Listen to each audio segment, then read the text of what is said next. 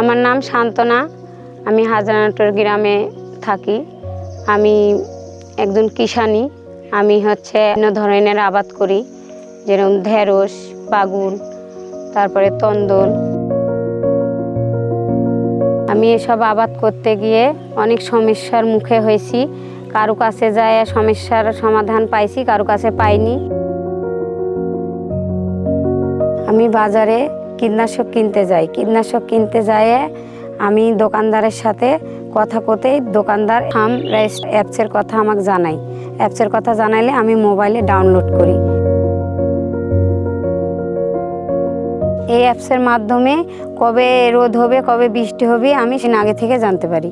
পূর্ণ আসল কি নকল স্ক্যান করলে স্ক্যানের মাধ্যমে জানা যায়। যে কোনো ফসল চাষ করতে গেলেই ওই অ্যাপসে ওই ফসলের নামটা দিলে বীজ লাগানো থেকে ফল ধরা পর্যন্ত সকল তথ্য এখানেই পাওয়া যায়।